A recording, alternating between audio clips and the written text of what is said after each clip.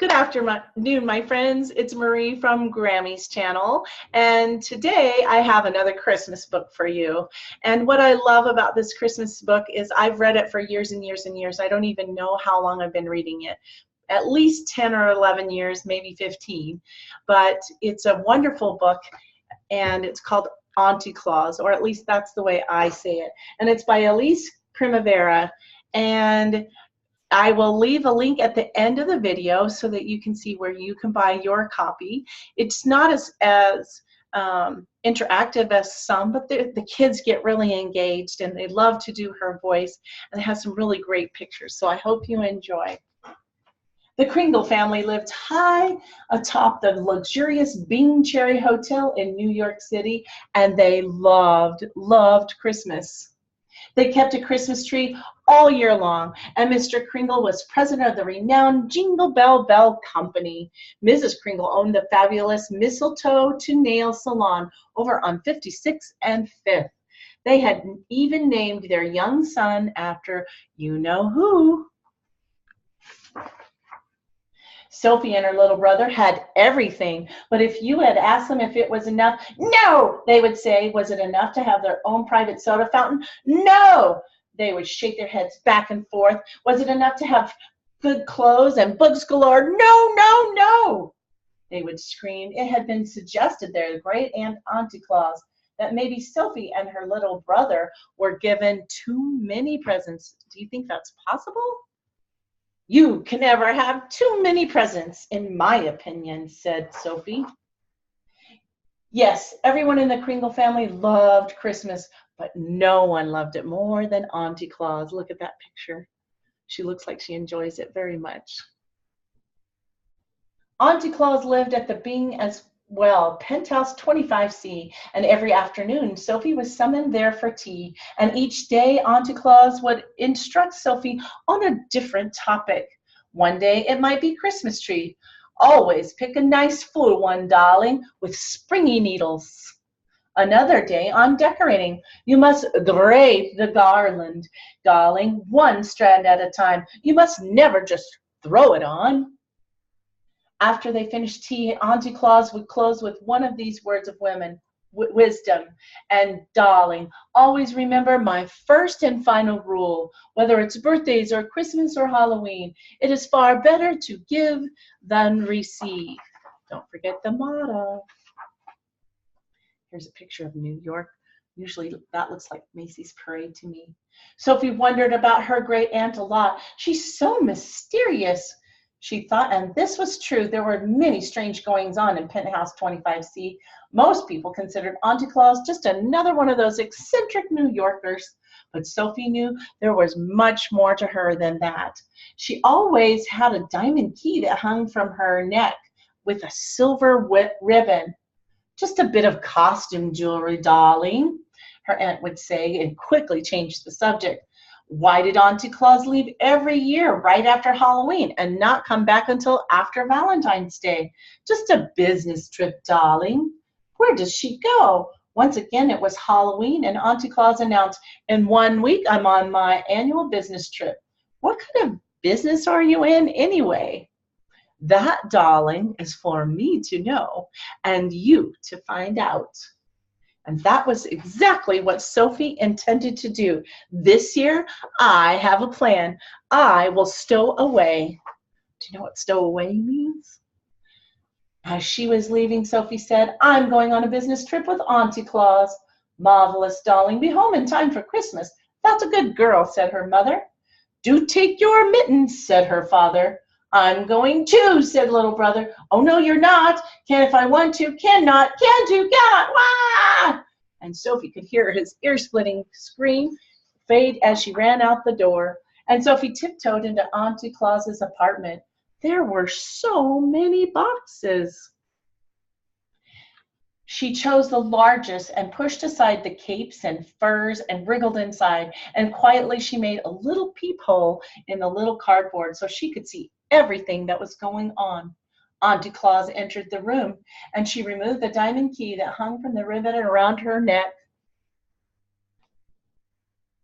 Next, she placed the key into the lock of her old elevator, and the door slid open, and the boxes and trunks were loaded, and then the door slid shut. Where do you think they're going? I love this page. It's upside down, though. Look at how it is. This is the elevator. Isn't that cool? Vroom, the elevator shot up in the air and up into space. They were going up, up, up. Minutes and an hour passed, and still they were going up. And Sophie could feel it getting a little colder and even colder. And from her peephole, she thought she saw stars zipping by. Or was that snow? We can't possibly still be in New York. Where do you think they are?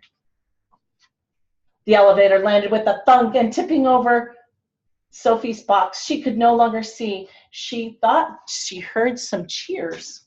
The sound soon faded until all became completely silent. Thinking it very safe, she climbed out of the box. "Where am I?" she whispered. "You must be the new elf," said the little man. "That's it," said Sophie. "I'm the new elf. Who are you?" "I'm Mr. Pudding." "Oh, dear, dear, you're in violation of elf rule number 3.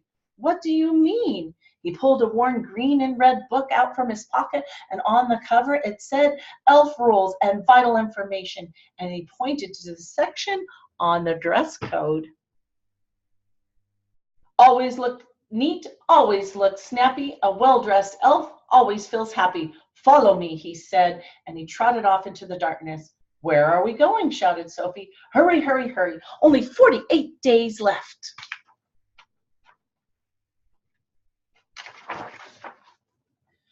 Mr. Pudding put Sophie right to work in the mailroom. It seemed to her a good place as any to begin her search. Where was Auntie Claus, and what was she doing here? And for days Sophie lived among the elves and did her best to blend in, and she slept on a cot in the elf dormitory, and she ate her meals in the cafeteria. No one suspected.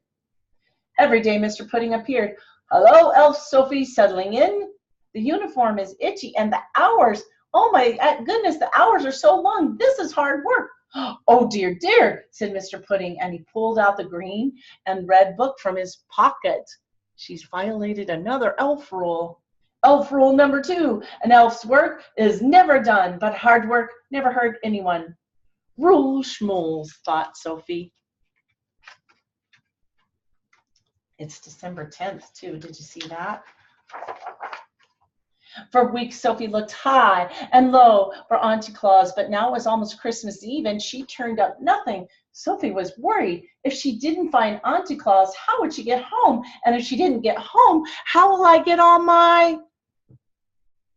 Oh no, how will I get all my Christmas presents, she thought. And just then Mr. Pudding appeared. "Hello, Elf Sophie, good news. You have excelled in the mailroom and may proceed to packaging and wrapping.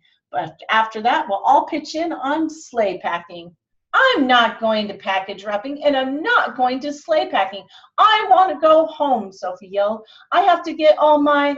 But before she could finish, she heard Santa's voice interrupt over the PA system. Another page that's upside down. "It's that time of year again," his voice boomed, "and I was hoping one of you would volunteer to go to the coal mines and pick up the BB&G list." Sophie whispered to Mr. Pudding, "What's a BB&G list?" "BB&G," he shivered, "is short for bad boys and girls. Any boy or girl on that list goes without presents, or worse for Christmas." Sophie swallowed hard. Uh-oh, she thought. Mr. Pudding continued, "Only the bravest elf would volunteer for such an awful job."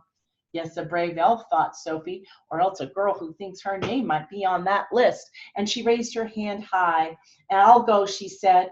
Oh dear, dear," Mr. Pudding said. As Sophie made her way toward the coal mines, she could hear the chanting of the BB&G elves. "Spoiled brats and cry babies, whine babies, and all the ones who don't believe. Here's some coal and here's some gunk. Fill a stocking that smells like skunk." Sophie went down and down and down, where it became much darker.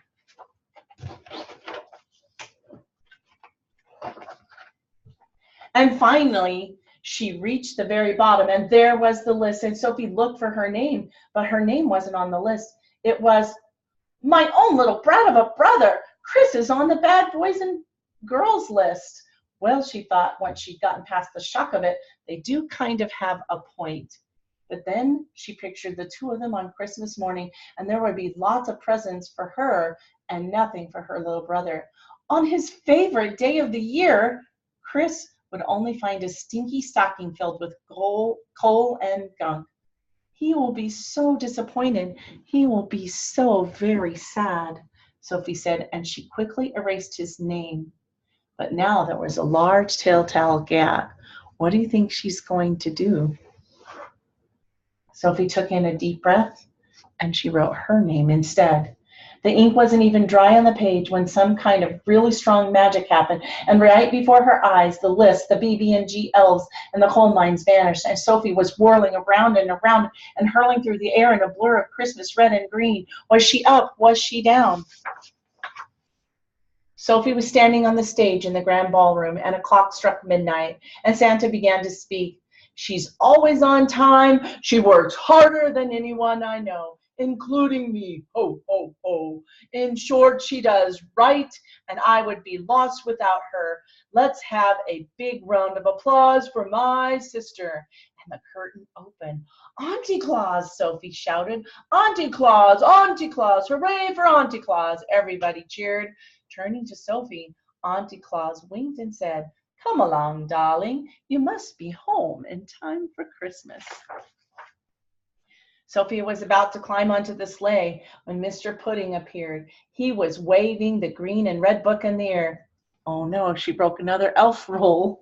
Oh dear, Auntie Claus, Sophie can't leave until she knows first and final rule. See, it says so right here under departing procedures.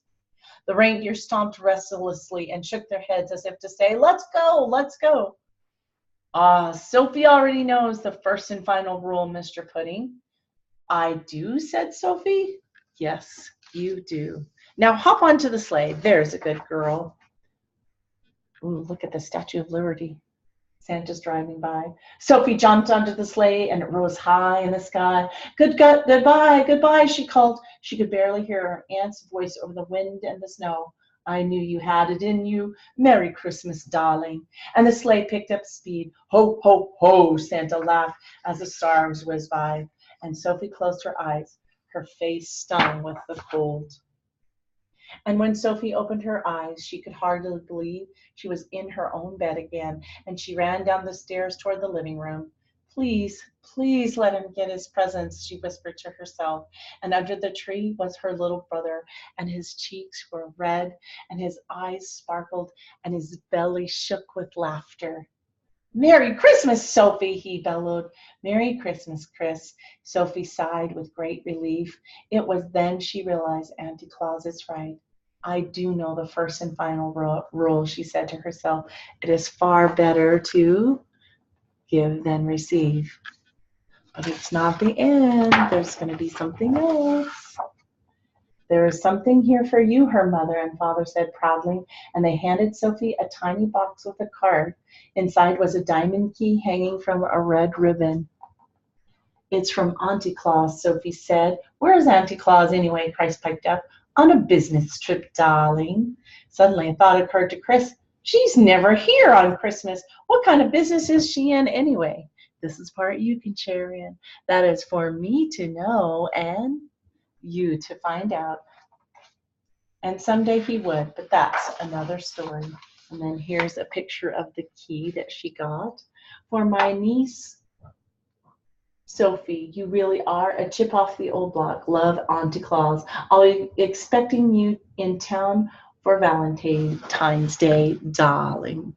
So isn't that such a fun story? Again, it's Auntie Claus, and I will put a link at the end for you. I hope you have a very merry Christmas Eve and Christmas season. And until the next time we meet, may you find the gold in you, may you find the gold in others, and may you find the gold in every day. God bless you, and have a very joyful, safe holiday.